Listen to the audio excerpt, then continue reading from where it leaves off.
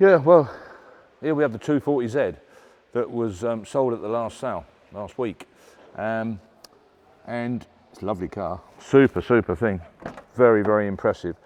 The bit I like about it, this is the first time I've really been round it, but I did walk past it a few times, but the bit I like about it is that it looks really original. Obviously it's a big paint job, been restored up and such like, but it gives me the impression that possibly quite a long while ago, and all the fittings, the upholstery, the dashboard and etc. all look really honest.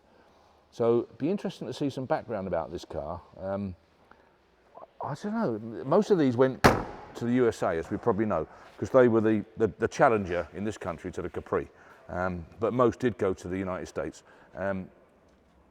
And I just find it, so therefore most of the 240Zs that come back, that are for sale in this country, are actually ex-USA cars. Now this probably is, but I find it hard to believe. I've just got a, by the way it feels, it looks, I've got a gut feeling it's a British car, being cared for and looked after. But I may be completely wrong. It could be a total wreck at some stage in the USA, which most of them are. They find them under trees apparently and places like that. We have a customer that brings them back and they're absolute wrecks with bits missing, you know, carburetors missing and such like. Terrible state. I think they must have been, well I know they were, so cheap over there, they were almost throwaway. They were a cheap Japanese sports car that you bought, played around with, hammered the life out of it, gave it then to your son. He done the same thing again. He gave it to his son, so the grandson wrecked it and ruined it, drove it around a field and parked it under a tree. That's what sort of thing that happened to 240Zs apparently, and an awful lot more cars over there, MGBs and such like. But the thing is, this looks such a nice straight level car, and someone said to me, what a surprise, it made a lot more than its reserve. It's a nuisance, that noise over there. Can you pick that up? Is it okay? Yeah, they say it made an awful lot more than its reserve. The reason it made an awful lot more than its reserve is because it was under-reserved. It was basically undervalued. This car is worth 25 to 35,000 pounds all day long. I'm not too sure what it made. I think it was maybe 23,000 from memory or something on that sort of line. And if that is the case, was that about right, 23,000? And if that is the case, somebody got an absolute steal. There's no doubt about it. Yeah, I personally believe the vendor undervalued it. Simple as that. The figures prove that, don't they? We made more than double his valuation or reserve. That's why it made that money. So it's not a surprise. It didn't make a lot more than the guide price or than it should have done. It made actually, in my opinion, less than what it should have done. Here we have another one that blew through its estimate, blew through the reserve, unexpectedly high price, or achieved a high price, far more than what we all thought it would do. But then again, you know, personally I think it was a bit light on reserve. Condition, from what I see, is superb. And I think you've got to look on this one as value for money. These have been too cheap for too long. So sooner or later, they're going to increase in value. And maybe it's now. Maybe people have realised, hang on, you can only buy a horrible one of these for 6 or 7 or 8,000 quid. To get a nice one, you've probably got to give 15,000 quid. So maybe the tide has turned. Maybe then, from now on, nice ones will achieve 12 or 14 or 15,000 quid. That's why it made its money. Again, I think it was probably a little bit light on reserve, in my opinion. Yeah, a little Vauxhall 14.6. Now, I've been waxing on lyrical about pre-war cars not achieving the money. They're finished, they've had it, we've got no buyers for them, they've all died, they're too old and all the rest of it, so prices are right on the floor. And then you get something that comes along as nice as this. Only thing that there should be chrome. That flute, both sides should be chrome. But other than that, there's not a lot you can knock the car for. And again, it's one of them that when you walk up to it, it's pleasing to the eye. That's the difference. The colour scheme is nice. The green wheels suit it beautifully. The green flash matches the interior and such like, as it should do. But it's one of them cars that just hits you. You can't help but look at it.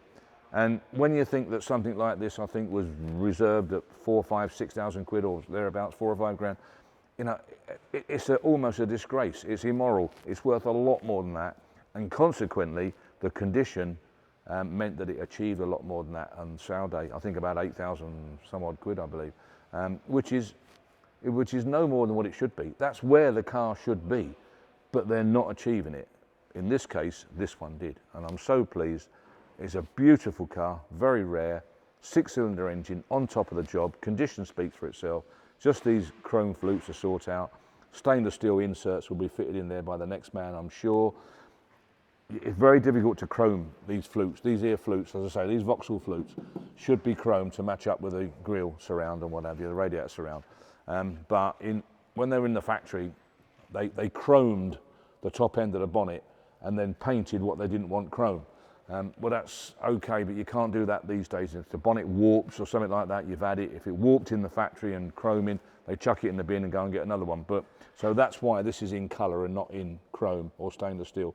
But we have somewhere, some stainless steel inserts. So that's the only thing that wants doing to that car. Other than that, she's beautiful, and I can understand why it done 8,000 quid. Worth it all day long. Yeah, it's a difficult one. This not quite the Cortina Mark IV, as you can see. There's been some talk on the internet that they didn't do a Mark V Cortina. They're all Mark IVs, and the Mark V Cortina was called actually a Cortina 80. Well, we never used that name or that terminology on a Mark V Cortina. They were a facelift Mark IV, and we called them Mark Vs. But anyway, this is a Mark IV. Totally genuine, really honest, smells like a 18-month-old Cortina, which is why it made its money, which is why it tells us the car's right. Still got the plastic on the armrests and such like in there. Few dings and dongs around it, which is a great pity, because if it wasn't for these dings and dongs, you wouldn't paint it. And I'm suggesting that it might be better not to paint it anyway, if you can live with these little dings and dongs around it. And it's very easy to bring a car like that to auction in that condition and think, if it makes 4 or 5 grand, I'm okay, because that's tidy money for a Mark IV Cortina. They're not noted to make big money yet, Mark IVs and 5s. They will do after this. But then you start thinking to yourself, well, I think it's 18,000 miles. It's so honest and so genuine.